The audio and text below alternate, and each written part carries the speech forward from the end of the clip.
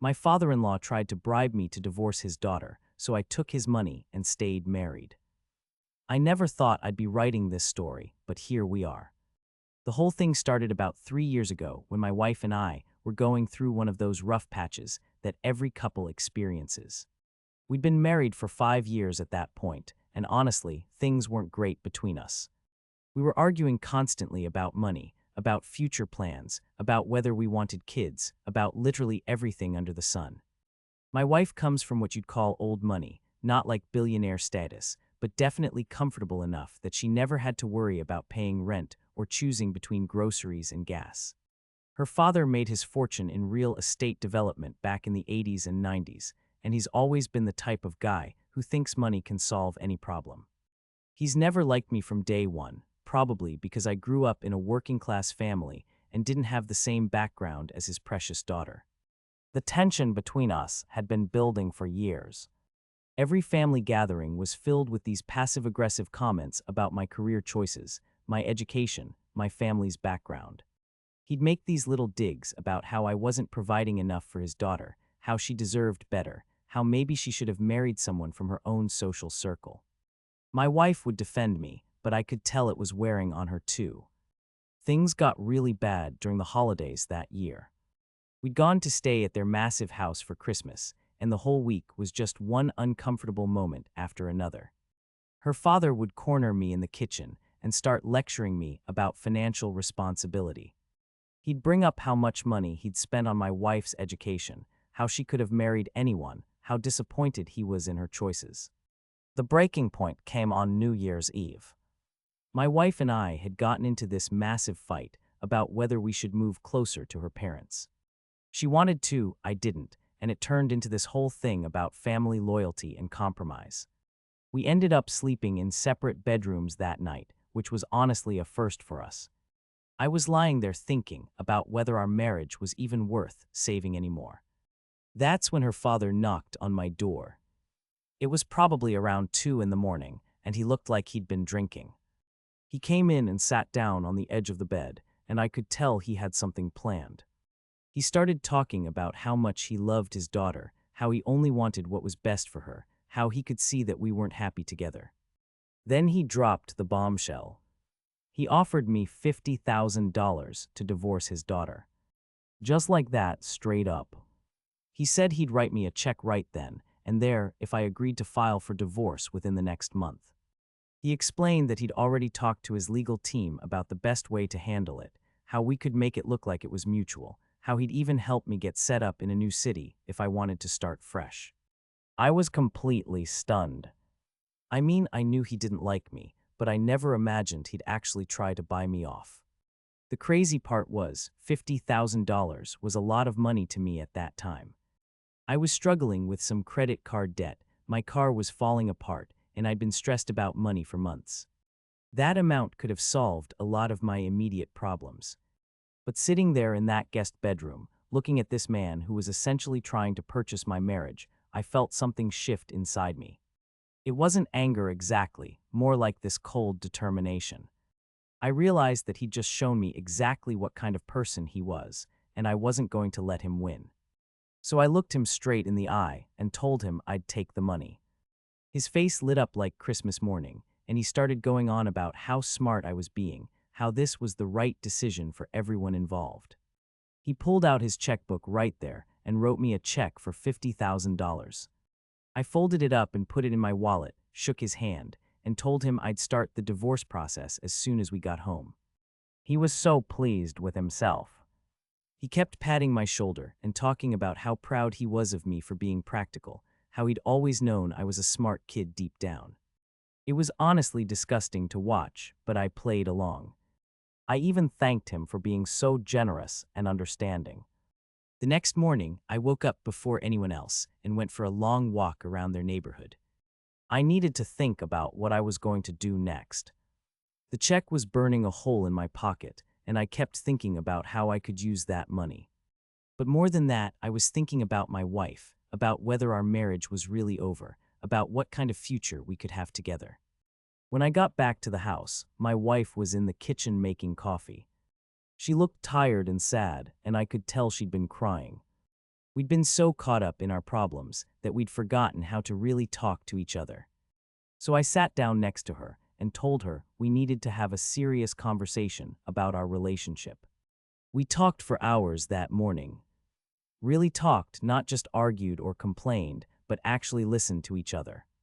She told me how isolated she'd been feeling, how she was tired of being caught between me and her family. I told her about the pressure I'd been feeling, how I sometimes felt like I wasn't good enough for her, how her father's constant criticism was affecting my self-esteem.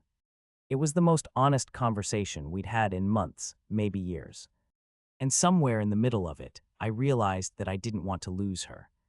Yeah, we had problems, but they weren't insurmountable.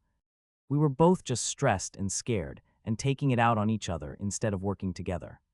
So I made a decision that would change everything. I told her about her father's offer. I showed her the check. I watched her face go through about 10 different emotions in the span of 30 seconds. She was shocked, then angry, then hurt, then furious again. She couldn't believe her father had done something so manipulative and cruel. But here's where it gets interesting. Instead of giving the money back, I suggested we keep it. I told her we should deposit the check, use the money to pay off our debts and get a fresh start, and then work on rebuilding our marriage stronger than ever. It would be like taking her father's money and using it to prove him wrong. She was hesitant at first, but the more we talked about it, the more she warmed up to the idea. We decided to see it as a strange kind of gift, not from her father, but from the universe. We'd use his attempt to break us apart as fuel to bring us closer together. We deposited the check as soon as we got home. I half expected it to bounce, but it cleared without any issues. We used the money to pay off my credit cards, fix my car, and put a down payment on a small house in a neighborhood we both loved. For the first time in years, we weren't stressed about money, and it gave us the breathing room we needed to focus on each other. The real challenge was dealing with her father's expectations. He kept calling me, asking about the divorce paperwork, wanting to know when I was going to file. I kept making excuses, telling him I was working with legal professionals to make sure everything was done properly. I strung him along for about 2 months, letting him think his plan was working. Meanwhile, my wife and I were doing better than we had in years. We started going on regular date nights again. We took a weekend trip to the mountains. We even started talking about having kids. It was like that money had lifted this huge weight off our shoulders, and we could finally see clearly again. The moment of truth came at my wife's birthday party. Her father had planned this big celebration at an expensive restaurant, and the whole extended family was there. He'd been drinking and was feeling pretty pleased with himself, probably thinking he'd successfully gotten rid of me. That's when my wife stood up to make a speech. She thanked everyone for coming, talked about how grateful she was for her family, and then dropped the bomb. She announced that we'd decided to renew our vows next month, that we were stronger than ever, and that she couldn't imagine life without me. The look on her father's face was absolutely priceless. After the party, he cornered me in the parking lot. He was furious, demanding to know what was going on, asking why I hadn't filed for divorce yet. I pulled out my phone and showed him the photos from our house hunting trip, the pictures of us signing the mortgage papers, the receipts from the furniture we'd bought. Then I told him the truth. I explained that I'd taken his money and used it to strengthen our marriage instead of ending it. I told him that his bribe had backfired spectacularly, that instead of driving us apart, it had brought us closer together. I thanked him for the generous donation to our future happiness. He went completely ballistic. He threatened to sue me, to have me arrested for fraud, to make my life miserable. I just smiled and reminded him that he'd given me the money voluntarily, that I had witnesses to our conversation, and that trying to bribe someone to divorce his daughter probably wasn't something he wanted to become public knowledge. The aftermath was intense. Her father refused to speak to either of us for months. Her mother was caught in the middle, trying to play peacemaker while secretly finding the whole situation hilarious. The rest of the family was divided. Some thought I was a genius, others thought I was a troublemaker. But the most important thing was that my wife and I were solid. We'd weathered the storm together, and we'd come out stronger on the other side.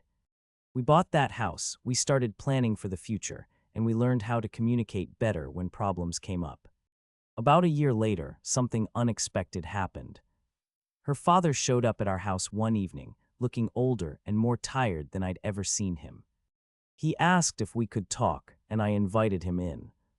He sat in our living room, looking around at the home we'd built with his money, and I could see something had changed in him. He apologized. Not just a quick sorry, but a real, heartfelt apology. He said he'd been wrong to try to interfere in our marriage, that he'd let his prejudices and fears cloud his judgment. He admitted that he'd been so focused on what he thought his daughter deserved that he'd forgotten to consider what actually made her happy. It turned out that his wife had been giving him grief about the whole situation for months. She'd pointed out that his daughter had never been happier, that our marriage was clearly working, and that he'd been acting like a controlling jerk. She'd also threatened to tell the whole family about his bribery attempt if he didn't make things right. The conversation was awkward but necessary. We didn't become best friends overnight, but we reached an understanding. He agreed to respect our marriage and stop trying to control our lives. In return, I agreed to let bygones be bygones and not hold his moment of weakness against him forever. Things have been much better since then. We still don't see eye to eye on everything, but there's a mutual respect that wasn't there before. He's learned to appreciate the stability and happiness I bring to his daughter's life, and I've learned to see past his gruff exterior to the man who just wants the best for his family. The money thing became a running joke between my wife and me. We'd call it our spite fund or our proof of concept investment.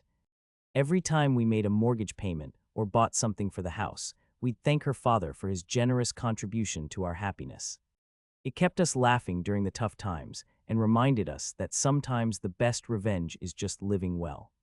Looking back now, I realize that whole experience taught us both some valuable lessons.